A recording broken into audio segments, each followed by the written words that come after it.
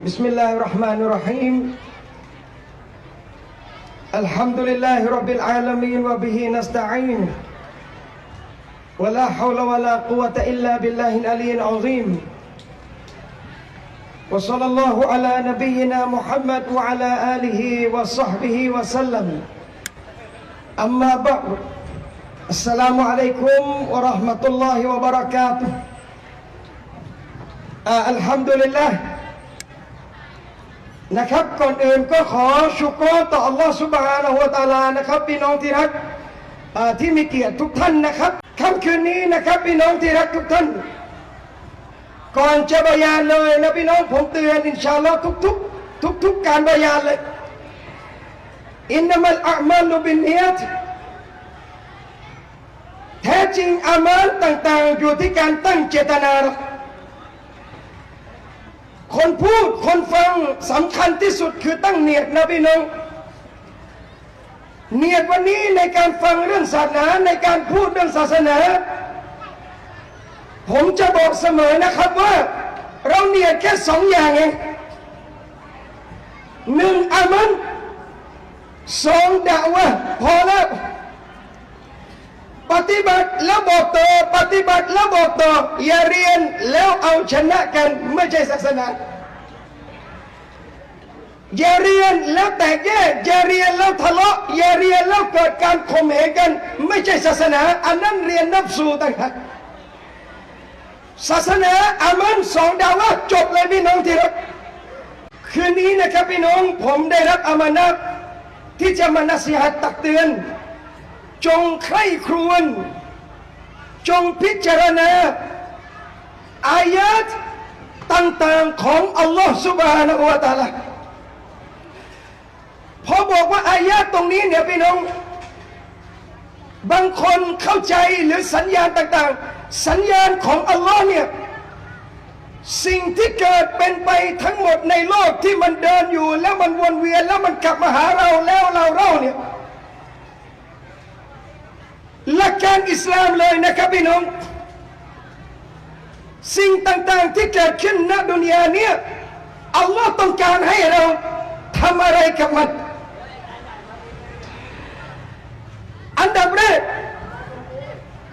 อัลลอฮ์บอกในอัลกุรอานบอกอิกรอเจ้าจงอ่านแต่อัลลอฮ์ไม่ได้บอกมาพูดไม่ได้บอกว่าให้อ่านอะไรจริงหรือไม่อัลลอฮ์ไม่ได้บอกให้นบีอ่านกุรอานไม่ได้บอกให้นบีอ่านอะไรเลยบอกอย่างเดียวว่าอิกรออ่านเข้าใจในอายะห์กุรอานนี้เลยพี่น้องว่าเมื่ออัลลอฮ์ไม่ได้จดจงว่าให้อ่านอะไรเนี่ยและเป้าหมายอัลลอฮ์ต้องการให้บ่าวอ่านอะไรอย่างเดียวอัลลอฮ์บอกบิสมิร็อบบิกัลลซีขลักอ่านด้วยนามของพระผู้เป็นเจ้าของเจ้าผู้สร้างแล้วอ่านอะไรอ่ะอุลามะจึงอธิบายว่าจงอ่านทั้งหมดบรรดามุมินผู้ศรัทธาอายาตุลลอฮ์สัญญาณการสร้างความยิ่งใหญ่ของอัลลอฮ์ที่เกิดในดุนยาจงอ่านและพิจารณาแล้วท่านจะรู้จักและจะยอมจำนนต่ออัลลอฮ์ทันทีอะไรไม่ได้ให้อ่านกุรอานอย่างเดียวโรคระบาดเกิดขึ้นมุมินมุสลิมอ่านหรือไม่น้ำท่วมมาเลเซียน้ำท่วมนราธิวาสน้ำท่วมแผ่นดินพี่น้องที่มุสลิมได้รับความเดือดร้อนท่านเห็นแล้วท่านอ่านหรือไม่ว่าอัลลอฮ์จะบอกอะไรเราอัลลอฮ์เตือนอะไรเราคนมีปัญญาที่เป็นมุสลิมมุมินเท่านั้นจะคิดได้ว่าอัลลอฮ์จะเตือนอะไรผมเอาสัญญาณแรกๆเลยพี่น้องเจอโควิดกี่ระลอกอย่าไปนับเลยว่ากี่ระลอกพอนับก็ปวดใจทำเป็นไม่รู้ไม่ชี้ไปซะก็จบแต่เราจะบอกอะไรท่านอย่างมี พี่น้องจะมัดหนึ่งนะมุสลิมเราพอดีกำลังจะไปละหมาดภาคใต้บ้านผมและบ้านภาคใต้นี่มีโอท็อปเขาไม่ใช่โอท็อปก็ได้ซิกเนเจอร์จุดเช็คอินพี่น้องจากกรุงเทพไปเที่ยวใต้เมื่อไหร่ถ้าไม่ได้ถ่ายรูปกับด่านทหารยังไม่ถึงปัตตานีนะด่านทหารสกัดพอดีไปไหนครับเบไอพี่น้องเราก็ตอบผมจะไปหาพระเจ้าของโควิดตกใจทั้งด่านเลยอะไรกันเบเจ้าของโควิดดูไอ้บังนี่ก็เก่งนะพูดจนตำรวจอยากจะซักต่อดีอัลฮัมดุลิลละห์ไม่ขอตรวจเยี่ยวอะไรอะเบเจ้าของโควิดไอ้แบได้จังหวะเลยพี่น้องอย่างนี้นะน้องโควิดเป็นอย่างนี้ในฐานะมุสลิมเรามอง1 2 3 4อ๋อแล้วแบจะไปไหนจะไปขอเจ้าของโควิดให้ระงับโควิดอย่าอัลลอฮ์เชิญครับแบเชิญเลยอัลลอฮ์บังจะไปมัสยิดไอ้บังนี่ไม่ใช่นักวิชาการนะครับไม่ใช่ด็อกเตอร์นะไม่ใช่อาจารย์นะขอโทษนะแต่บังหาจังหวะดาว่าคนได้ครูยังอายเลยเรายังอายเลยเรากล้าทำมันในแบนี่ทำไหมมันบอกจังว่าบอกอัลฮัมดุลิลละห์นี่คือจุดหนึ่งอะนะแต่ผมจะบอกอย่างว่าโควิดเราโดนเดือดร้อนเราโดนไอ้นั่นเราโดนไอ้นี่เราทำอะไรต่างๆวุ่นวายไปหมดนี่สกิดโควิดพี่น้องเห็นตัวไหมครับ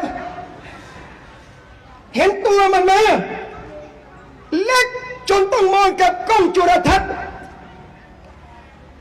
เล็กแบบมองตาเปล่าไม่เห็นยังหยุดระบบดุนยาได้ไม่แปลกถ้าวันหนึ่งอัลลอฮ์ส่งดัจญาลมาดุนยาจะพินาศไม่ใช่เรื่องแปลกเลย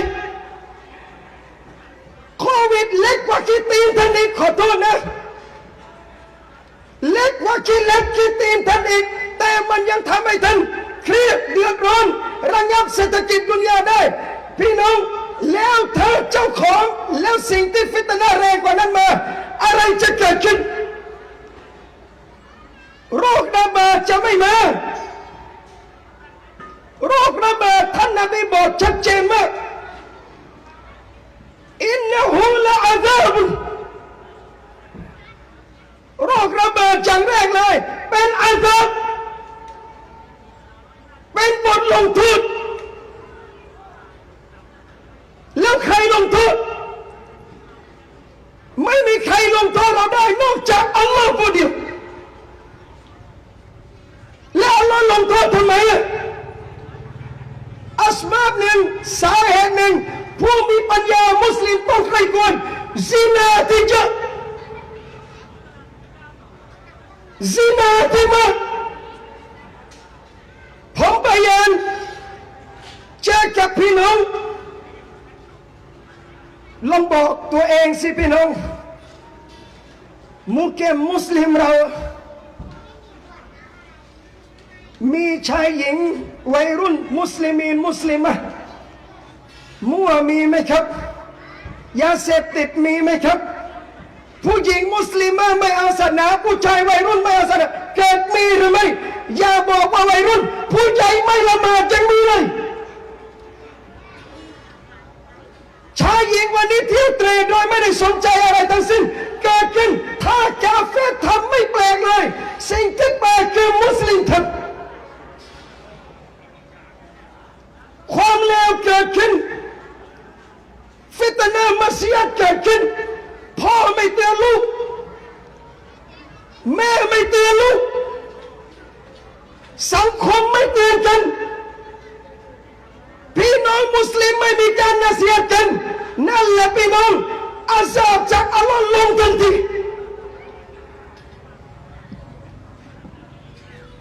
ดังไปไหมนะสุดยอดนะพี่อินชาอัลลอฮ์บางคนบอกอาจารย์บรรยายเสียงเบาๆหน่อยได้ไหมผมบอกขอโทษนะผมบรรยายกับวัยรุ่นเยอะผมบอกมึงดูคอนเสิร์ตมึงไม่เห็นขอให้พิเศษเบาเสียงเลยแล้วมึงดูบอดี้สแลมมึงไม่เคยบอกพี่ตูนเบาหน่อยดังไปมึงเนี่ยมันนะขอโทษนะครับบุคลิกนี้ผมถึงต้องบังคับคุมเห็นวัยรุ่นคดีประหารต้องคุมมันอายุนะ อย่าตามนะครับให้เป็นคนเดียวพอแล้วตายจากท่านไปก็จบอินชาอัลลอฮ์ฉะนั้นไม่เป็นไรฟังต่อมาอินชาอัลลอฮ์นะและผมไม่กลัวด้วยนะครับเพราะผมไม่เคยด่าใครนะครับถ้ารู้จักบับลีอับดุลรอห์มานท่านจะรู้จักผมด่าว่าอาจารย์สายไหนอ่ะผมบอกผมสายอาร์ตผมสายบุรีไม่มีสายใดๆทั้งสิ้นบายานได้หมดเสียงดังทุกสนามอินชาอัลลอฮ์เลยบอกพี่น้องว่านี่บอกอาซาบอัลลอฮ์นบีบอกนี่อาซาบนี่คือบทลงโทษบรรดามุสลิมใครควรไหมครับว่าสิ่งนี้เกิดอัลลอฮ์จะเตือนอะไรท่านอัลลอฮ์ไม่ได้แค่ต้องการให้เจอโควิดแล้วก็ขยันล้างมือเปล่าไม่ได้ต้องการให้เจอโควิดและขยันใส่แมสเปล่าไม่ได้ต้องการแค่นั้นแต่อัลลอฮ์ต้องการให้คิดยิ่งกว่านั้นคนไม่ละหมาดได้เวลาละหมาดหรือยังคนไม่ฮิญาบเวลาฮิญาบถึงหรือยังบ้านของอัลลอฮ์ถูกทิ้งวันนี้พร้อมจะเข้ามัสยิดหรือยังฟิตนะเต็มบ้านเต็มเมืองยาเสพติดเต็มในมุมแก่มุสลิมพร้อมจะอิสลามเปลี่ยนแปลงหรือยังถ้าพร้อมท่านต้องคิดและเตาบัตอินชาอัลลอฮ์นี่คือสัญญาณอัลลอฮ์กำลังจะเตือนเราแต่ในขณะเดียวกันคนซอลิห์คนดีจะอัลลอฮ์จะให้สิ่งนั้นเป็นรหมัดสำหรับพวกท่านในเรื่องผลบุญต่างๆพี่น้องอดทนซอบัตนั่นผลบุญสำหรับท่านดังนั้นนี่คือสัญญาณแรกพี่น้องครับในเรื่องโรคระบาดอะไรต่างๆที่เราเจอขอโทษนะครับพี่น้องย้อนไปประมาณเกือบ10 ปีที่แล้วเนี่ยวันนี้เลย25 ธันวาคมประมาณ10 ปีที่แล้วครับพี่น้องภูเก็ตเจอสึนามิครั้งใหญ่จำได้ไหมมีคนเข้ารับอิสลามหลังจากนั้นใช่หรือไม่ขอโทษนะครับหลังจากสึนามิถล่มเกาะภูเก็ตคนเต็มมัสยิดประมาณ2 เดือนละหมาดเต็มซอบเลยไอ้ที่หายไปนานกลับมามัสยิดหมดเลยหลังจากเยียวยาจบวัสสลามหลังจากได้เติมจบหัวใจดีขึ้นไปแล้วอย่าอัลลอฮ์เจอกันใหม่บาลาหน้าไปแล้วหัวใจสบายแล้วปลอดภัยกูไม่ตายแล้วชั่วมันเดิมนี่ต้องให้อัลลอฮ์เตือนแบบแรงๆใช่ไหมจะสำนึกสัญญาณอัลลอฮ์จึงเตือนมามากมายพี่น้องครับหนึ่งให้บ่าวได้สำนึกและอัลลอฮุมยัรจิอุนเพื่อบ่าวจะได้กลับตัวเด็กวัยรุ่นนามังสะเลเข้าคุกนะเข้าสถานบำบัดมีโอกาสไปบรรยายให้พวกมันฟังบอกมึงไม่ต้องเครียดหรอกผมนี่เลวมากอาจารย์ผมอยู่ที่แบบนี้ก็เลยบอกไม่ต้องกลัวหรอกไอ้ที่อยู่ข้างนอกเลวกว่ามึงก็เยอะเลวกว่ามึงก็เยอะแล้วทำไมอาจารย์แล้วทำไมอัลลอฮ์อยู่เนี่ยอยู่ข้างนอกมึงยังคิดไม่ได้เอามาตะบัดตัวในนี้ซะทำไมครับเนี่ยความเมตตาของอัลลอฮ์เป้าหมายไม่ว่าจะเจอมุซีบะห์เจอความเลวร้ายเจอบททดสอบละอัลลอฮุมยัรจิอุนเพื่อพวกเขาจะได้ตะบัดตัวกลับมาเตือนแล้วไม่ฟังเตือนแล้วไม่สำนึกตายเถอะครับง่ายๆเจอโรคระบาดก็ไม่ละหมาดไม่มีตังกินข้าวก็ไม่ละหมาดสูญเสียทรัพย์สมบัติทั้งหมดก็ไม่ละหมาดพี่น้องถ้าอัลลอฮ์ให้ตายก็ชุกรขอบคุณเถอะครับพี่น้องนี่สัญญาณพี่น้องที่รักและสัญญาณเวลาอัลลอฮ์ให้เกิดเนี่ยอัลลอฮ์ต้องการจะให้เห็นอีกว่าดุนยานี้ไม่มีใครยิ่งใหญ่ยิ่งกว่าอัลลอฮ์จริงไหมไม่มีใครยิ่งใหญ่กว่าอัลลอฮ์และดุนยานี้ต่อให้เจ้าเจริญไปไกลแค่ไหนเจ้าจะพัฒนาไปขนาดไหนก็ตามสุดท้ายเจ้าจะต้องกลับมาสู่หลักการอิสลามจริงไหมครับ พูดง่ายๆนะนบีสอนเราสุนนะนบีอย่างหนึ่งตื่นตอนเช้าสิ่งแรกที่นบีสอนล้างมือนะพี่น้องนบีเข้ามาบ้านอย่างแรกนบีแปรงฟันทำความสะอาดร่างกายท่านเราไม่ทำนบีพูดสาวว่าเฉยๆพอหมอตีพูดสะเมียนาวะอัตตอนาขอบคุณครับคุณหมอสุดท้ายโลกไปไกลแค่ไหนกลับมาใช้สุนนะนบีเหมือนเดิมสุดท้ายโลกจะไปไกลขนาดไหนอัลลอฮ์กำลังจะให้พี่น้องเห็นว่าท้ายที่สุดอิสลามคือคำตอบของชีวิตท่านน้ำขิงนะพี่น้องเคยขาดตลาดเลยครับในสังคมมุสลิมงานสุรามีเต้นไหนขายน้ำขิงบ้างไม่มีเรากินน้ำหัดลมเรากินกาแฟเรากินชาลงสุราเลี้ยงน้ำขิงพวกได้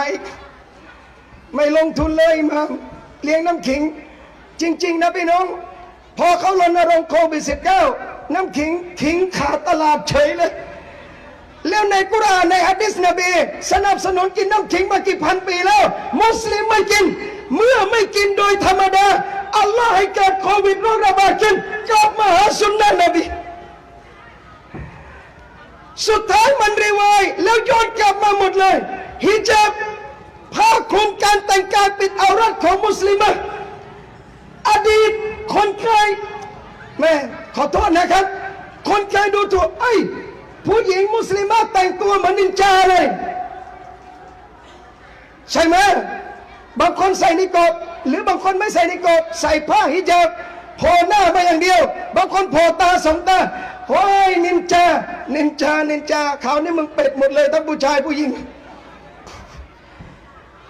คราวนี้ปิดหมดเลยสุดท้าย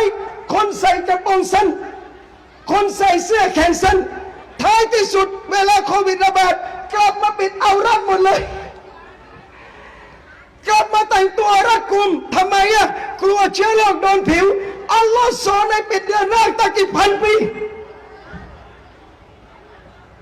อัลลอฮ์สอนทั้งกี่พันปีว่ามากัดรุลลอฮะฮักกัดริไม่รู้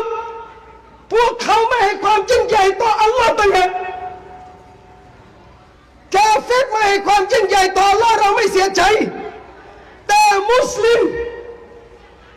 ไม่ตระหนักในสัญญาณการเตือนของอัลลอฮ์นี่คือเจ็บปวดที่สุดพี่น้องเจ็บปวดที่ต้องให้กาเฟรีนมาสอนสุนนะนบีให้ถึงทำแบบนี้นะครับการรักษาสุขภาพอินนาลิลลาห์ของมุสลิมสุนนะนบีหมดเลยแต่มุสลิมไม่ทำนี่คือสัญญาณหนึ่งที่อัลลอฮ์กำลังจะให้เราเห็นว่าอุมมัตอิสลามเราอ่อนแอใจหรือไม่ชะบับเยาวชนวัยรุ่น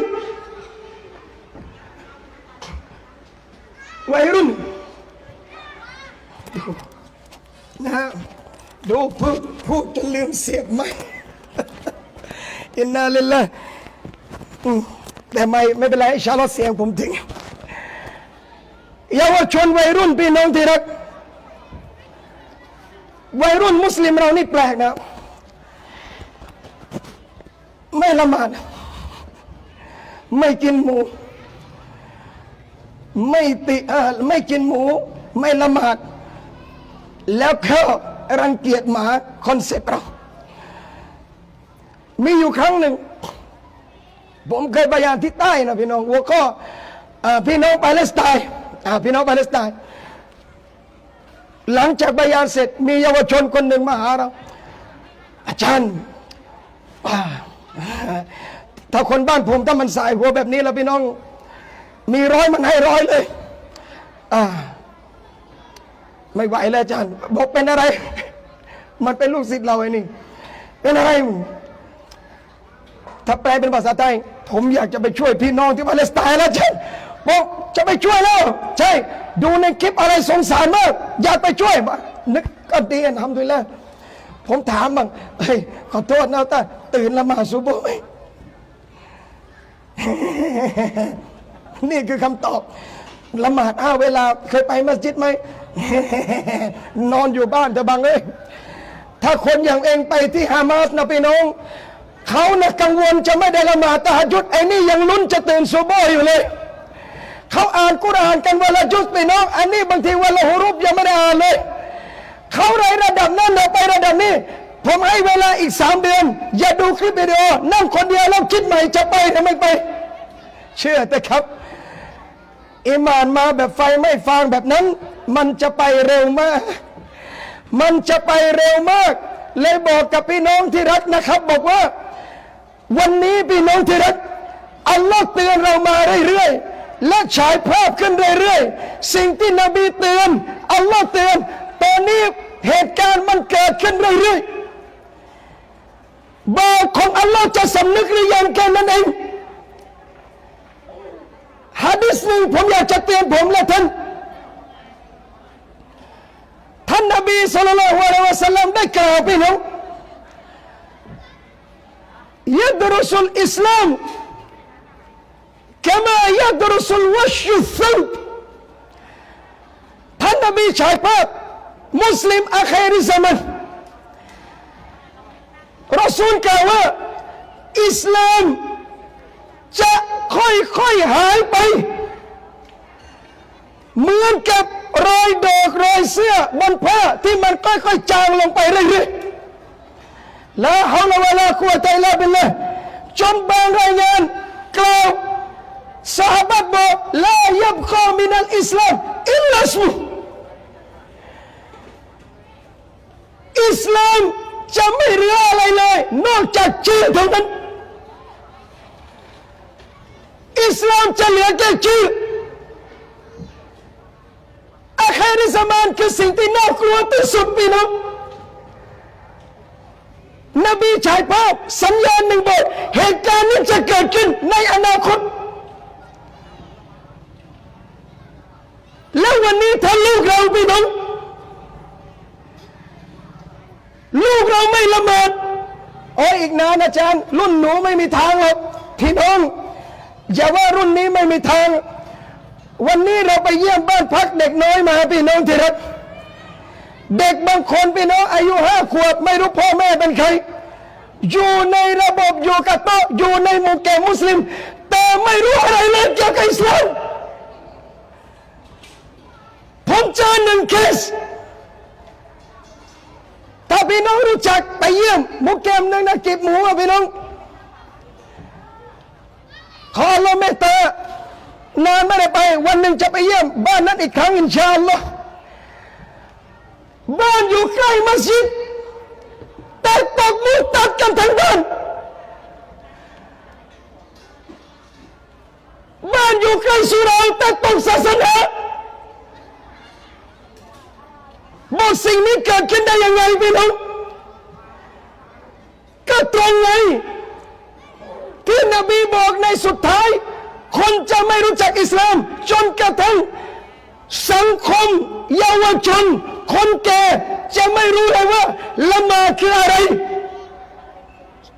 การทำฮัจญ์คืออะไรการทำกุรบานคืออะไรคนจะไม่รู้อะไรทั้งสิ้นเกี่ยวกับศาสนา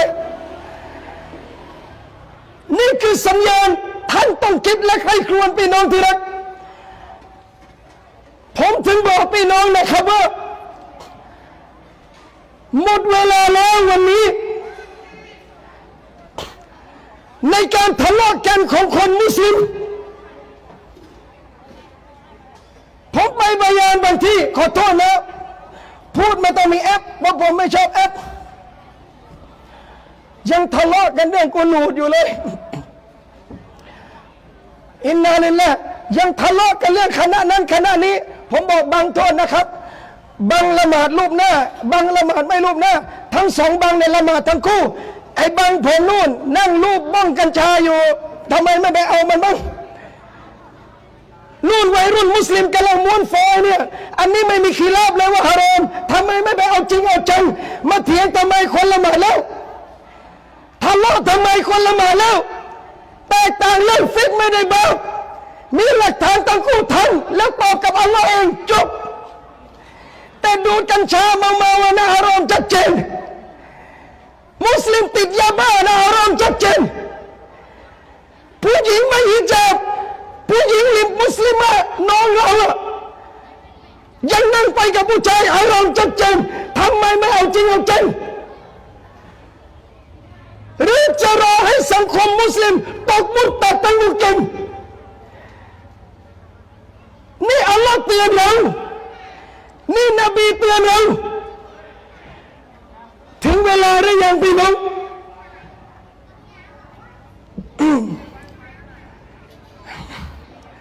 แม่อันมาปีกว่าขอปล่อยวันนี้นะจ๊ะถือว่าผมเผาหัวเมื่อวานแล้ว1 รอบอัลฮัมดุลิลละห์และผมย้ำอีกอย่างนะครับพี่น้องที่รัก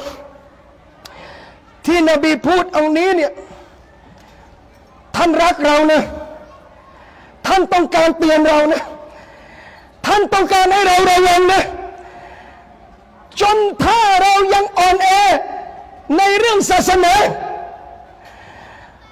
หะดีษหนึ่งนบีกล่าวจำทั้งผมและท่านยูชิกุลอุลุมท่านรอซูลบอกเกือบแล้วที่ประชาชาติต่างๆอันตะดาอะลัยกุมกะมาตะดาอัลอักละตุอิลากัสอะติฮะเกือบแล้วที่ประชาชาติต่างๆจะรุมกินโต๊ะพวกท่านยาอัลลอฮ์ประชาชาติต่างๆจะรุมกินโต๊ะมุสลิมซอฮาบะห์อยู่ด้วยที่นบีพูดตกใจมากที่รักทำไมซอฮาบะห์ตกใจในอดีตกองทัพอิสลามความยิ่งใหญ่ของมุสลิมขนาดไหนในสมัยอุมัรบินอับดุลอาซิซรอฮิมะฮุลลอฮ์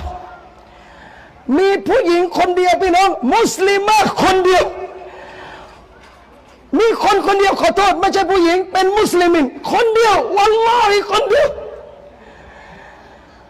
โดนโรมันจับทรมานคอลิฟะอุมัรบินอับดุลอาซิซได้ข่าวส่งจดหมายทันทีพี่น้องจงส่งตัวมุสลิมคนนี้กลับสู่พวกเราถ้าท่านไม่ส่งตัวมุสลิมคนนี้กลับมาฉันจะส่งกองทัพไปเอาเขาเองกองทัพที่ฉันจะส่งไปนั้นอัวลุฮุมอินดะกะวะอาคิรุฮุมอินดีคนแรกของขบวนกองทัพจะอยู่ที่โรมันแล้วคนสุดท้ายจะอยู่ที่ฉันตรงนี้ยาอัลลอฮ์ยาอัลลอฮ์มุสลิมยิ่งใหญ่มากมุสลิมยิ่งใหญ่มากวันนี้ภาพอย่างนั้นเกิดไหมครับพี่น้องซีเรียโดนอะไรพี่น้องโรฮิงญาโดนอะไรพี่น้องมุสลิมทั่วโลกโดนอะไรแล้วเราทำอะไรนบีจึงบอกเกือบแล้วจะโดนรุมกินประชาชนซอฮาบะห์ถามว่ามันกินละนะนุยาไม่ดิวันนั้นเราน้อยเลยยารอซูลุลลอฮ์ทำไมพวกคนต่างทำร้ายเรามีจำนวนน้อยเหรอพี่น้องที่รักซัยยิดุลมุรสลีนรอซูลผู้ที่ไม่พูดจากอารมณ์นบีบอกบัลไม่ใช่อันตุมยามาอิดินกะซีรวันนั้นพวกท่านมีจำนวนมากนบีกำลังบอกว่าวันที่มุสลิมอ่อนแอเป็นวันที่มุสลิมมีจำนวนมาก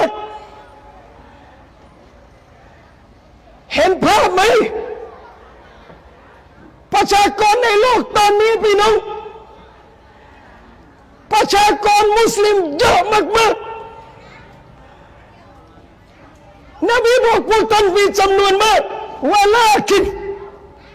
แต่ว่าولكنكم غثاء كغثاء السيل พวกท่านเหมือนกับขยะที่ลอยอยู่ในทะเลเลยพวกท่านเหมือนกับขยะที่ลอยในทะเลจำนวนมากแต่ทำอะไรไม่ได้เลยผมเรียกร้อง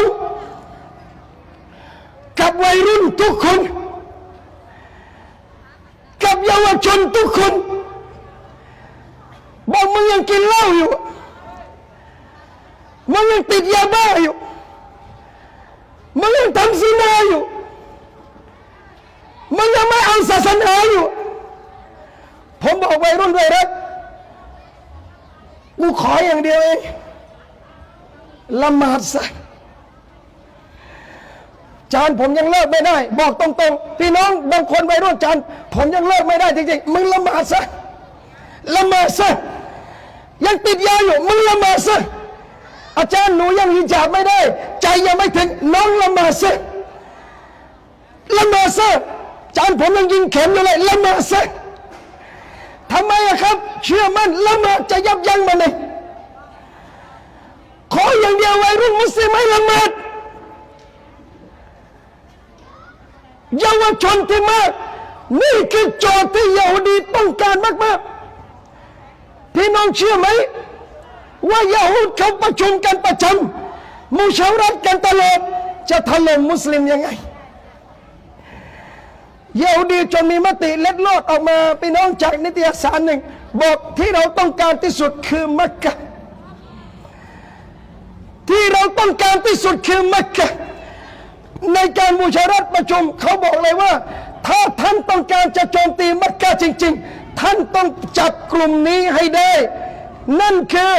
อะลัยกุมบิชชะบาบจับเยาวชนมุสลิมให้อยู่กับท่านให้ได้ท่านชนะประชาชาติอิสลามทันที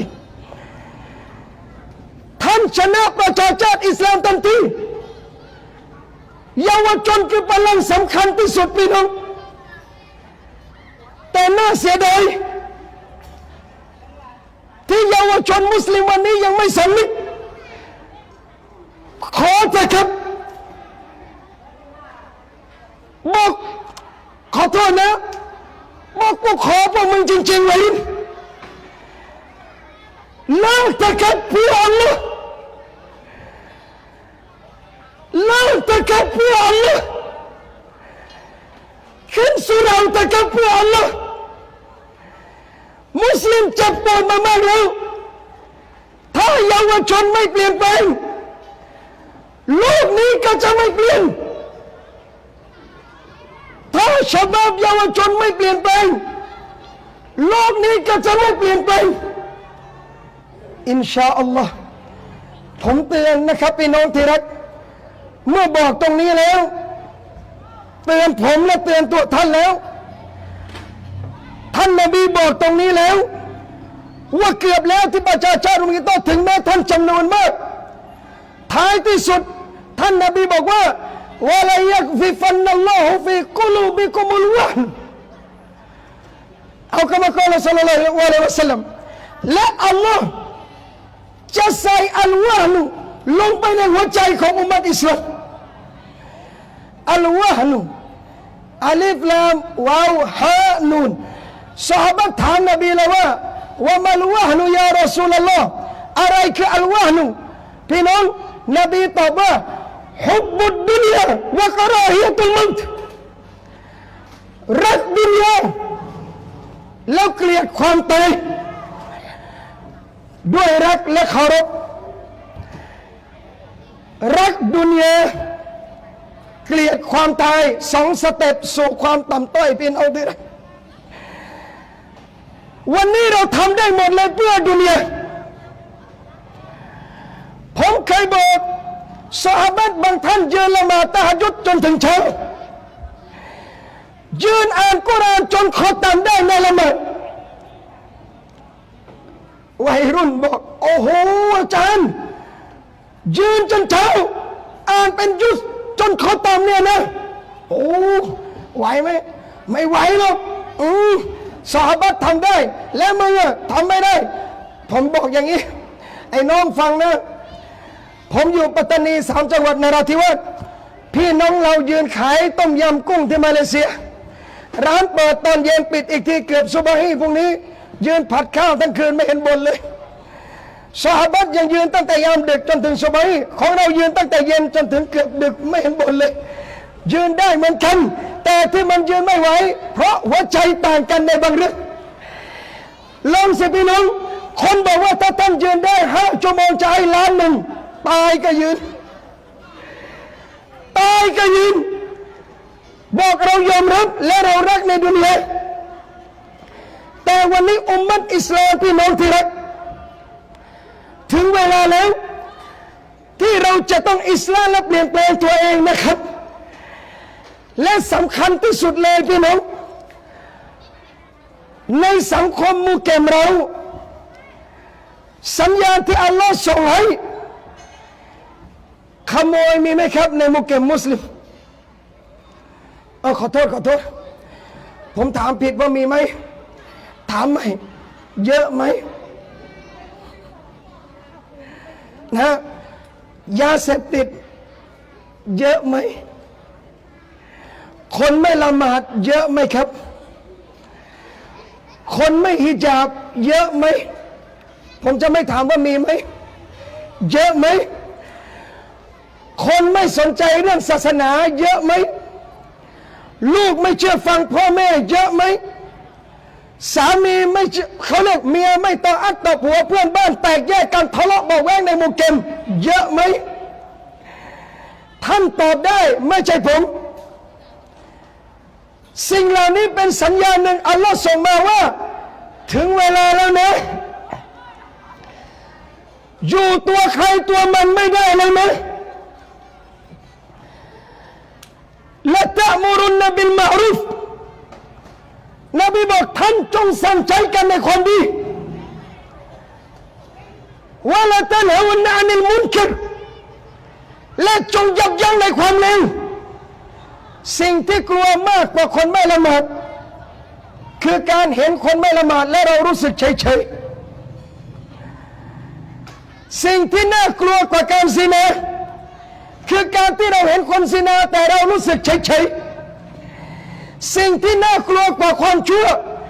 คือการเราเห็นความชั่วแต่รู้สึกเฉยๆเตือนกันบอกกันเพราะถ้าไม่ทำอย่างนั้นอัลลอฮ์ลงบาลาทั้งมุสลิมอิหม่ามก็โดนอาจารย์ก็โดนเขาเตะไม่เหลือเด็กติดยาก็โดนกันทั่วหน้าแล้วไปตอบแทนตามเนียดแต่ละคนทำไมโดนหมดล่ะครับอาจารย์เพราะฟิตนาเวลามันเยอะอัลลอฮ์ลงบาลาล้างทีเดียวเลยพี่น้องภรรยาท่านรอซูลพี่น้องที่รักศ็อลลัลลอฮุอะลัยฮิวะซัลลัมถามนบีเวลาบาลาลงเราโดนด้วยอะไรยารอซูลุลลอฮ์เรามีคนดีอยู่นะนบีบอกนะอัมอิซากัซรัลกุบสเมื่อความเลวมันเยอะอัลลอฮ์ลงบาลาคนดีก็ต้องโดนด้วยวันนี้จึงพยายามจะทำยังไงให้กำปองหมู่บ้านเราเนี่ยเกิดการเปลี่ยนแปลงคนเปลี่ยนแปลงกำปองได้ดีที่สุดไม่ใช่อาจารย์บรรยายผมบรรยายก็กลับแล้วพรุ่งนี้ถ้าไม่กลับสิมีปัญหาเมียไม่ให้มาแล้วทีหลังไม่ต้องไปแล้วบางกรุงเทพไปแล้วติดลมไม่มาแล้วมาซะแล้วผมบรรยายออนไลน์อย่างเดียวตอนนี้ผมกลับแล้วอาจารย์อาลีบรรยายเสร็จกลับแล้วใครยังอยู่อ่ะท่านไงคนมุสลิมไงถ้าบาลาลงที่ศาลาใหม่ก็ท่านไงผมอยู่สายบุรีรอดนอกจากผมไปโดนที่สายบุรีด้วยกันในเมื่อท่านต้องโดนแล้วใครเปลี่ยนแปลงพวกท่านคือการเปลี่ยนแปลงที่ดีที่สุดอิหม่ามคนหนึ่งพี่น้องที่รักในการบรรยายครั้งหนึ่งยกมืออาจารย์ผมยอมรับผมสู้วัยรุ่นไม่ไหวอิหม่ามบอกตรงๆเก่งมากอิหม่ามสุดยอดอิหม่ามไม่ใช่หมายถึงไปสู้ไปต่อยนะพี่น้องตามวัยรุ่นไม่ทันจริงๆเราไม่กล้าไปยุ่งไปเตือนกับมันบอกไม่แปลกหรอกครับที่อิหม่ามไม่ทันวัยรุ่นอิหม่ามนะ40-50แต่วัยรุ่นนะดูคติเข้าใจนะบังซีต่างกันมากวัยรุ่นบ้านผมขอโทษนะครับนี่เขาพัฒนาไปไกลมากแกะหลอดฟลูออเรสเซนต์กิน สำหรับบางแก๊งนะพอไม่รู้ที่นี่เขาผสมสูตรไหนแต่สูตรบ้านผมบางคนนะตีหลอดไฟขาวแกะไอ้ขาวๆพี่น้องใส่ในน้ำต้มกินเลยตายพี่น้องดูมันยืนหยัดในอุดมการณ์ตายก็ยอมในสูตรมันพอเราบอกเมียอิหม่ามที่พื้นที่งงมากทำไมวัยรุ่นมาซื้อหลอดไฟเยอะงงมากพี่น้องแล้วภรรยาอิหม่ามจะไปรู้อะไรอ่ะบ้านอิหม่ามขายเครื่องไฟฟ้าก็ขายสิพี่น้องสงสัยไฟมันดับและดับกันเป็นสามัคคีเลยซื้อเยอะมากจนสามีตัวอิหม่ามได้กล่าวมาบอกอ๋อวัยรุ่นมันเอาไปกินแล้วเดี๋ยวนี้อินนาลิลลาฮ์วะอินนาอิลัยฮิรอญูนบอกอิหม่ามบางท่านตามไม่ทันนะครับวัยรุ่นทันมันซิ่งจัดมากๆแล้วทำยังไงอ่ะผมเคยเสนอครั้งหนึ่งในการบะยานผมบอกอิหม่ามครับผมขออย่างเดียวเองกรรมการมัสยิด15ท่านกรรมการมัสยิด15ท่านถ้า50อัพ60อัพขึ้นไปวางตำแหน่งสักคนเถอะครับวางสักคนเถอะครับแล้วทำยังไงอาจารย์เอาไอ้บางวัยรุ่นหนุ่มๆขึ้นเป็นกรรมการสักคนตั้งมันไปเอาฝ่ายอะไรก็ได้มันไม่รู้เรื่องหรอกมึงอยู่ฝ่ายสังฆพันธ์เลยอะไรว่าฝ่ายสังฆพันธ์พี่น้องผมจะบอกให้ในฐานะอันหันเลยที่ผมได้ประสบกับพวกมันเยอะนะวัยรุ่นนะบอกว่าถามตรงๆทำไมไม่เข้าสู่เราทำไมไม่ช่วยกิจการสู่เรานอกไปจากยกเก้าอี้วันงานมันทำอะไรไม่ได้แล้วใช่ไหมคำตอบหนึ่งไปน้องวัยรุ่นเข้าใจและรู้สึกว่าเรื่องของกิจการมัสยิดเป็นของคนแก่ไม่ใช่วัยรุ่นของพวกเราวัยรุ่นอยู่สนามฟุตซอลพอของพวกเราวัยรุ่นนู่นอาจารย์ริมเขื่อนแล้วไปถามกับบรรดาผู้ใหญ่บางท่านทำไมพวกเราไม่ลงไปเสียเราไว้ยิ่งไม่ลงไปที่พื้นที่เขาผู้ใหญ่บางท่านเข้าใจว่าพวกเราแก่แล้วไอ้ที่สนามบอลไม่รู้จะไปทำไมขอโทษนะครับนบีเนี่ยยิ่งใหญ่กว่าตำแหน่งใดๆในโลกท่านนบียังไปสนามธนูเลยซอฮาบะห์ที่ยิงสนามธนูวัยรุ่นที่ขี่ม้าแข่งก็มามัสยิดผมบอกขอโทษด้วยรักและเคารพพี่น้อง60อัพลงพักบ้างเถอะครับสักคนเดียวดันไอ้วัยรุ่นสักคนขึ้นเป็นกรรมการมัสยิดมึงอยู่ฝ่ายไหนฝ่ายมึงจัดการวัยรุ่นในกำปงดูแลเลยแล้วถ้าเลือกได้เลือกวัยรุ่นที่มันเคยเกแล้วกลับใจนี่คือลูกพี่ชั้นดีพี่น้องผมไปบรรยายที่หนึ่งอัลลอฮ์วัยรุ่นไม่จะให้มันมาฟังทำยังไงผมบอกเชิญวัยรุ่นติดยามาฟังศาสนายากกว่าเชิญผู้ว่ามาฟังบรรยาย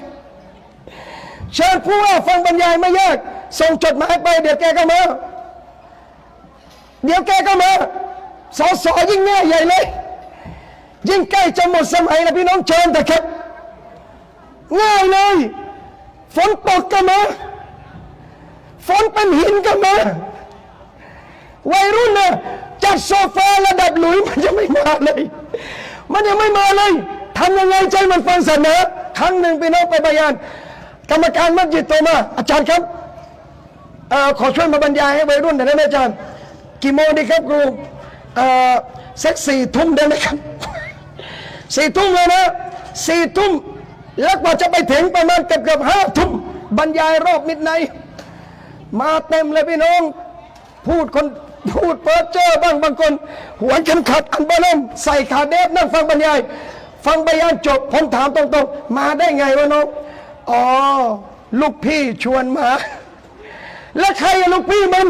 ไอ้บังนี่ไงกลับมาช่วยงานสุเราแล้วใครอะเด็กติดยาเก่า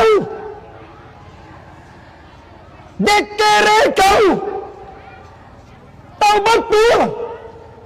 แล้วกลับมาทำงานศาสนาดึงวัยรุ่นในกำปงมันมาหมดเลยนักเลงเคารพรุ่นพี่ยิ่งกว่าเคารพครูอีกนะครับนักเลงนะพี่น้องให้ใจกับลูกพี่ขอโทษนะครับผมพูดตรงๆยิ่งกว่าให้ใจกับอิหม่ามอีกนักเลงยอมเจ็บเพื่อลูกพี่ยิ่งกว่ายอมเจ็บเพื่ออิหม่ามอีกนะครับนี่คือใจนักเลงพี่น้องและจะทำยังไงจะเอาพวกนั้นได้พี่น้องต้องให้โอกาสเยาวชนขึ้นเลยแต่เยาวชนอย่ากลาง จะทำอะไรต้องปรึกษาอิหม่ามที่ทำบอกเอาเลยมึงเดินกิจการวัยรุ่นตามมันมาสู่เราให้ได้จะทำอะไรปรึกษาอิหม่ามสำเร็จกำปองที่เจริญนะพี่น้องคือการร่วมมือกันระหว่างวัยรุ่นกับอาวุโสผู้ใหญ่ให้โอกาสเด็กเด็กเคารพผู้ใหญ่สำเร็จกำปองนั้นผู้ใหญ่สกัดดาวรุ่งเด็กข้ามหัวผู้ใหญ่ขอโทษนะบังความชิบหายหายนะเกิดอย่างเดียวถึงเวลาต้องเปลี่ยนด้วยอย่างพี่น้องผมจึงบอกไงครับว่าอาลามัตกิยามัตต่างๆมันมาเยอะแล้วมันมาเยอะแล้วสัญญาณกิยามัตมาเยอะแล้วสิ่งชัดๆเลยมัสยิดุฮุมอามิรอขอรอบุญมินัลฮุดาคนจะแข่งขันกันสร้างมัสยิดแต่ไม่มีคนละหมาดเกิดหรือยังมัสยิดนบีทำกระเสาอินพาลัมคนละหมาดล้นมัสยิดของเราเสาแกรนิตมีคอเตบอิหม่ามบิลาล3 ท่านผู้มีเกียรตินี่ยังดีนะ3 ท่านบางที่คนเดียวอาซานก็ท่านกอมัดก็ท่านซาวูก็ท่านคนเดียวไม่ต้องซาวูเลยหันไปมีอยู่2 คนพี่น้องซาวูก็ซาวูนะพี่น้อง2 คนก็ชิดแค่นั้นแล้วที่เหลือไปไหนแล้ว10 ล้านที่เราทำมัสยิดไปไหนอีก8-9 ล้านสรุปมัสยิดเราใช้ไม่กี่บาทเองพี่น้องแกนนิดแถวเดียวไม่กี่ตังค์แกนนิดแถวเดียวไม่กี่ตังค์นี่คือจุดหนึ่งที่ต้องคิดนะครับพี่น้องผมเลยบอกว่าวันนี้อัลฮัมดุลิลละห์จงทำงานศาสนาจงเรียกร้องพี่น้องจงยุติการทะเลาะจงยุติการแตกแยกจงยุติการแบ่งพวกเพราะนะอัลลอฮ์เนี่ยนะชัดเจนมากๆบอกในกุรอานซูเราะห์อัลฮัจญ์อัลลอฮ์บอกชัดเจนมากเพียงอายะเดียวส่วนเดียวของอายะพอเลยจะทำให้เราเข้าใจหลักการพี่น้องของมุสลิมอัลลอฮ์บอกว่าซัมมากุมุลมุสลิมีนซัมมากุมุลมุสลิมีนอัลลอฮ์เรียกเราว่าอะไรอัลลอฮ์เรียกว่ามุสลิมอัลลอฮ์เรียกว่ามุสลิมจนผมไปบรรยายบางทีคนถามตรงๆนะอาจารย์ครับผมขอถามตรงๆนะอาจารย์พวกไหนชัดเลยผมก็คนตรงบอกผมพวกไหนใช่ไหมครับพวกของผมเนี่ยนะใครนับถืออัลลอฮ์เป็นเจ้านบีมุฮัมมัดเป็นรอซูลนั่นคือพวกเดียวกันตราบใดที่ไม่บอกไมเคิลแจ็คสันเป็นนบีแล้วกันอัลลอฮ์เป็นพระเจ้านบีเป็นรอซูลหันกิบลัตเหมือนกันอัลฮัมดุลิลละห์รุกนอิสลามเหมือนกันอีมานเหมือนกันนั่นแหละครับพวกเราอัลลอฮ์ทำให้ง่ายแต่เราทำไม่ยากไอ้ส่วนที่ต้องเข้มงวดเราเปิดสักว่างไอ้ส่วนที่ไม่ต้องเข้มงวดเราบีบซะอึดอัดสุดท้ายออกแบบบ้านซะสวยแต่ไปนอนในส้วม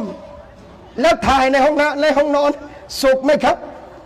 ไม่สุขกลับมาเถอะครับพี่น้องอัลลอฮ์เตือนต่างๆหวังว่าวันหนึ่งเราจะกลับมาแล้วอินชาอัลลอฮ์ผมเชื่อมั่นอยู่อย่างหนึ่งนะครับพี่น้องผมมาบรรยายที่นี่พี่น้องบางท่านไอ้น้องคนนี้บางคนรู้จักกันในเพจไอ้บางคนไม่รู้จักในเพจผมไม่เคยเจอหน้าเลยแต่เข้าใจดูสายตาก็รู้ว่ามันเป็นคนยังไงนะหลายๆท่านผมดูปั๊บมาแล้วใจสั่งมาผมนี่นะบอกมามุสลิมมาปุ๊บเจอเด็กเลวร้ายเจอเด็กไม่ละหมาดเจอเด็กไม่ฮิญาบเจอเด็กทำชั่วใดๆก็แล้วแต่ผมเชื่อมั่นอย่างเดียวพี่น้องที่รักว่าไม่มีมุสลิมคนไหนไม่รักอัลลอฮ์ไม่มีมุสลิมคนไหนไม่รักอัลลอฮ์ต่อให้เลวเมาหยำเปยยังไงก็รักอัลลอฮ์และเมื่อรักอัลลอฮ์เชื่อผมเถอะครับไม่มีบาปเลวร้ายไหนหรอกที่มุสลิมจะชนะมันไม่ได้ไม่มียาเสพติดตัวไหนที่มุสลิมจะชนะและเลิกมันไม่ได้ไม่มีอะไร ที่มุสลิมจะเปลี่ยนแปลงไม่ได้ขอแค่เราตั้งใจเชื่อแต่ครับยิ่งใหญ่แน่นอนและฝากในท้ายนี้นะครับพี่น้องที่รักว่าผมเคยเสนอไปที่หนึ่งนะกรรมการอิสลามเนี่ยนะเวลาผมบรรยายผมเสนอผ่านไลฟ์ผ่านอะไรนะผมบอกถ้าจะให้รางวัลมัสยิดดีเด่นนะครับนี่ผมพูดอินชาอัลลอฮ์ก็น่าจะถึงนะพี่น้องก็หวังดีไปลงติ๊กต็อกบ้างนะบอกคนบอกอาจารย์ทำติ๊กต็อกมีช่องด้วยเหรอครับวัลลอฮ์ผมไม่มีช่องติ๊กต็อกไม่มีช่องอะไรทั้งนั้นเขาไปลงกันเองเลยฝากบอกด้วยรักและจริงใจหากจะมอบรางวัลมัสยิดดีเด่นอย่าไปดูแค่ประกาศนียบัตรธรรมดาพี่น้องมันแบไปอ่ะมันแบไป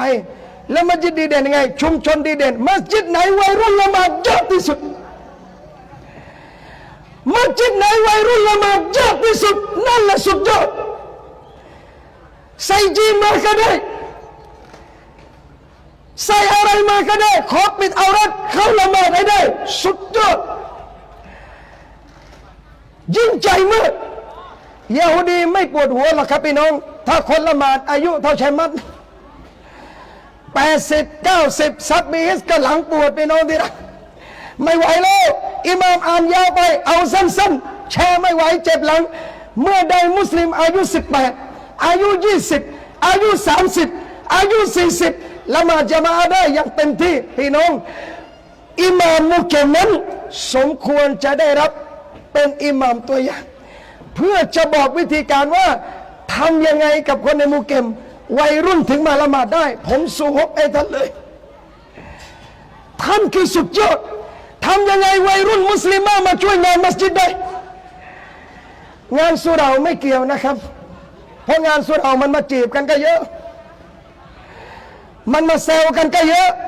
แต่แบบมาประจำและช่วยเหลือสุดยอดรณรงค์ให้วัยรุ่นเข้ามัสยิดแล้วจะพิชิตความชั่วตลอดกาลอินชาอัลลอฮ์นะครับก็ขอมาอัพพี่น้องทุกท่านนะครับเสียงที่ดังหรือว่าอะไรไปก็แล้วแต่ขอโทษจริงๆผมพูดผมไม่มีขั้วไหนทั้งนั้นเดียวอินชาอัลลอฮ์นะครับถ้าโซโล่ผมโซโล่เดียวเขาเรียกกีตาร์คิงนะคนเดียวเลยไม่ติดพวกใดๆทั้งสิ้นแต่อยากบอกด้วยหัวใจนะพี่น้องว่าถึงเวลาเยาวชนต้องเปลี่ยนแปลงและถึงเวลาสังคมมุสลิมต้องได้รับบทเรียนทำเถอะครับพี่น้องอะไรที่ท่านทำประโยชน์เพื่ออิสลามได้ทำเถอะครับจนครั้งหนึ่งอิหม่ามฮัสซันบันนาเคยกล่าวว่ามุมินนั้นอัลวาจิบัตอักษรุมินัลอัลกอตมุมินผู้ศรัทธาหน้าที่การงานของเขาเยอะกว่าเวลาที่มีอยู่เราแปลกใจมากสำหรับบางคนที่มีเวลานั่งเล่นมากอดคนจีนอ้าปากค้างเลยพี่น้องในห้างรวยๆเขาเป็นเศรษฐีระดับนั้นผ่านศาลามุสลิมนั่งเล่นกงวจุกแล้วโขกมากอดเขาบอกลือนี่สุดยอดหรือบริหารเวลายังไงว่าอ้วยยังทำไม่ได้เลยตอบก็สิครับมุสลิมเก่งมากในการบริหารเวลามีเวลาชิลตลอดการขณะที่คนไม่รู้จักอัลลอฮ์เหนื่อยสายตัวแทบขาดพอเราไปดูเราบอกนั่นแหละอาจารย์เรามุมินอัลลอฮ์ให้สบายนะลิลลาห์วะอินนัยเลยรอจุนเปลี่ยนนะพี่น้องอินชาอัลลอฮ์ขออัลลอฮ์ช่วยเหลือมุกเกมและมัสยิดศาลาฮัสซานุดดีนนะครับให้มีความบารักัตและขอความจำเริญให้อัลลอฮ์เปลี่ยนแปลงเยาวชนวัยรุ่นในมุกเกมให้เป็นวัยรุ่นแห่งซอฮาบะห์ให้ไปเป็นวัยรุ่นที่เป็นขุมพลังแห่งอิสลามให้เยาวชนและผู้ใหญ่ในมัสยิดแห่งนี้สร้างความจำเริญแก่อุมัตอิสลามตลอดกาลขอบคุณมากขอบคุณจริงๆวะบิลลาฮิตอฟิกวะลิดายะฮ์อัสสลามุอะลัยกุมวะเราะห์มะตุลลอฮ์วะบะเราะกาตุฮ์ครับญะซากัลลอฮุค็อยรันครับ